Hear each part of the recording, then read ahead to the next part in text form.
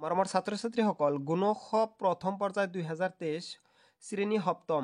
গতিকে তোমালোকৰ এইবেলি হৈ যোৱা পৰীক্ষাৰ মানে মেথমেটিক্স গণিতৰ গুণোৎসৱত কি আহিছিল এইবিলাক বৰপেটা ডিষ্ট্ৰিক্টত এইবিলাক চাই লোৱা। এইবিলাকেই তোমালোকৰ গুণোৎসৱত আহিব যে প্ৰথম গণিতৰ প্ৰথম কুৱেশ্যনটো সপ্তমমান শ্ৰেণীত দিছে, তলৰ কোনটো সংখ্যাক অখণ্ড সংখ্যাৰ গুণাত্মক অভেদ বুলি কোৱা হয়? ইয়াৰ শুদ্ধটো হ'ব অপশ্যন চি এ 1। তাৰপিছত দিয়া আছে সমতুল্য হ'বলৈ তলত কি বহাব লাগিব সমতুল্য হ'বলৈ হ'লে? গতিকে সমতুল্য হ'বলৈ হ'লে ইয়াত যদি আছে 15 তলত আছে 21, ওপৰত কিমান হ'ব? ইয়াত চাই লোৱা। ইয়াত 21ৰ মাজত 3 কেইবাৰ যাব? 3 যাব 7 বাৰ। গতিকে 15ৰ মাজত 3 কেইবাৰ যাব? 15ৰ মাজত 3 যাব 5 বাৰ। গতিকে ইয়াৰ শুদ্ধটো হ'ব অপশ্যন বি। গতিকে -5 ইয়াত বহিব, ইয়াত -5 বহিব। তাৰ নেক্সট, এজন দোকানীয়ে এটা ঘড়ী কিনি বিক্ৰী কৰাত দোকানীজনৰ লাভ হ'ল। এই ক্ষেত্ৰতে তলত দিয়া কোনটো উক্তি শুদ্ধ হ'ব?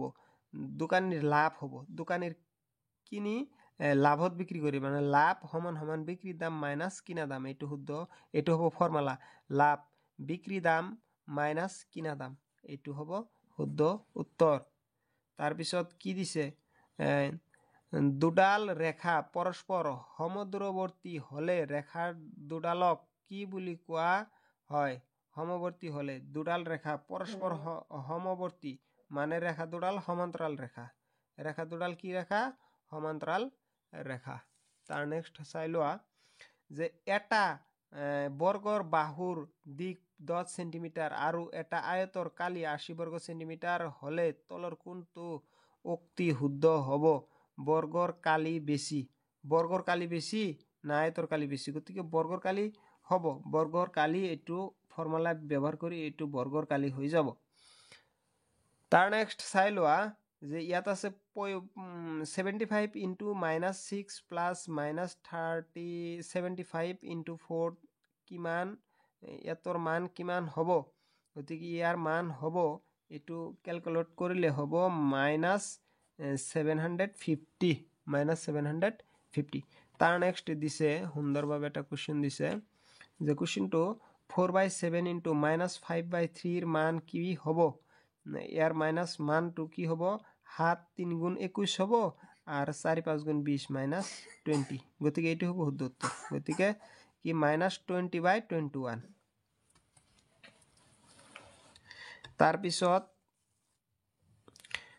xৰ 5 গুণৰ পৰা 7 বিয়োগ কৰিলে 8 হয়। উক্তিটো সমীকৰণত প্ৰকাশ কৰা।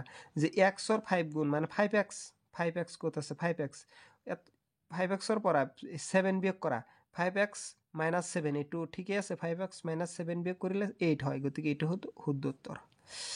5xৰ পৰা 7 বিয়োগ কৰিলে 8 হ'ব, এইটো হ'ব শুদ্ধ উত্তৰ। তাৰ নেক্সট পেজ, এতিয়া 47 নম্বৰ কুৱেশ্যন, 6/5ক শতাংশত প্ৰকাশ কৰিলে কি হ'ব? 6/5ক শতাংশত প্ৰকাশ কৰিলে ইয়াৰ শুদ্ধটো হ'ব 120। কেনেকৈ হয় চাই লোৱা। এইটো কেনেকৈ হয় চাই লোৱা। 6/5 আছে, 6/5ৰ লগত তুমি পূৰণ দিবা 100। কিমান পূৰণ দিবা? 100। গতিকে এই 5 এই এশৰ মাজত কিমান যাব? 20 বাৰ যাব। গতিকে 20ৰ লগত 6 পূৰণ কৰা, 6 2 গুণ 12 মানে 12 আৰু 0 আছে 120। গতিকে 6ৰ লগত 20 পূৰণ কৰিলে 120 হয়। গতিকে ইয়াৰ শুদ্ধটো হ'ব 120।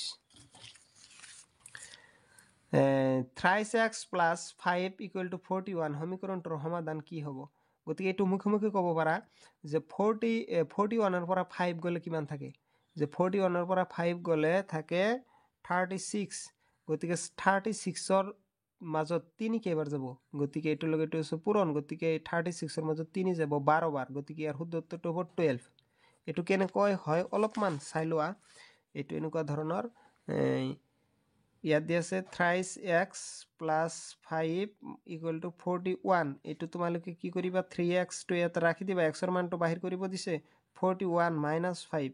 গতিকে কি কৰিব লাগিব? ইয়াত 3xটো ৰাখি দিয়া, ইয়াত 41 41 পৰা 5 গ'লে কিমান থাকে 36 এতিয়া তোমালোকে ইয়াত xৰ মানটো ৰাখি দিয়া ইয়াত তুমি 36ৰ তলত xৰ লগত এইটো আছে পূৰণ এইটো ইফালে গ'লে কি হ'ব 3 টো ইয়াৰ মাজত হৰণ হ'ব গতিকে 3 therefore xৰ ভ্যালু কিমান হয় 36 মাজত 3 যাব 12 12 বাৰ গতিকে ইয়াৰ শুদ্ধ উত্তৰটো হ'ব 12 বুজিব লাগিব অকল মুখস্থ কৰিলে নহ'ব তাৰ নেক্সট দিছে 12 এটো দিলো দুটা সংখ্যাৰ যোগফল 40 এটা সংখ্যা আনটোতকৈ 10 বেছি হলে সংখ্যা দুটা কি হ'ব এটা দুটা সংখ্যাৰ যোগফল যদি 40 হয় গতিকে এইটো অলপমান দীঘল হয় এইটো বাহিৰ কৰি কোশ্চেনটো বহুত দীঘল হ'ব গতিকে এটা হ'ব 15 আৰু এটা হ'ব 25 গতিকে এইটো শুদ্ধ উত্তৰ হৈ যাব 40 টকাৰ কিমান শতাংশ 40 টকাৰ কিমান শতাংশৰ মান 16 টকা হ'ব 40 টকাৰ কিমান শতাংশ 16 টকা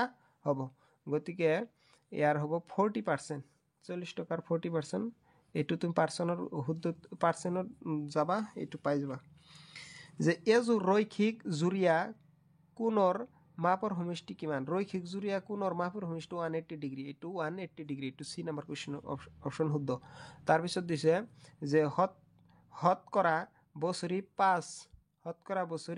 5 টকা সুদৰ হাৰত 840 টকাৰ 5 বছৰৰ সুদ কিমান হ'ব ইয়াৰ শুদ্ধ উত্তৰটো হ'ব 200 টকা সি অপশন সি এইটো মানে অলপমান দীঘলীয়া সেই কাৰণে মই কৰি নিদিলো তাৰ পিছত কৈছে যদি দুটা কোণৰ যোগফল 90 ডিগ্ৰী হয় তেন্তে এটাক আনটোৰ কি কোণ বুলি কোৱা হ'ব এটা আনটোৰ কি কোণ বুলি কোৱা হ'ব পূৰক কোণ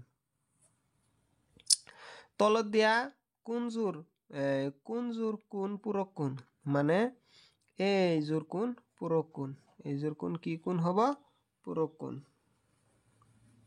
মানে 90 ডিগ্ৰী হ'ব লাগিব 90 ডিগ্ৰী হ'ব লাগিব তাৰ নেক্সট আছে এডাল ছেদক দুডাল ৰেখাক ছেদ কৰিলে উৎপন্ন হোৱা ছেদকৰ এফালৰ অন্তকোণৰ সমষ্টি কিমান হ'ব অন্তকোণৰ সমষ্টি হ'ব 180 ডিগ্ৰী নিশ্চয় 180 ডিগ্ৰী হ'ব ইয়াত হ'ব অপশন বি তলৰ এখন আয়তাকাৰ পথাৰৰ পৰিসীমা 240 মিটাৰ আৰু ইয়াৰ দৈৰ্ঘ্য 90 মিটাৰ হলে পথাৰখনৰ কালি কিমান হ'ব এইটো শুদ্ধ উত্তৰটো হ'ব 2700 বৰ্গ মিটাৰ এইটো কেনেকুৱা হ'ব এইটো মই বুজাই দি আছো তাৰ নেক্সট কি আছে কোনো তথ্যৰ একেবাৰে ডাঙৰ মান আৰু আটাইতকৈ সৰু মানটোৰ পাৰ্থক্য কি বোলে প্ৰসাৰ বুলি কোৱা হয় সপ্তম শ্ৰেণীৰ 5 জন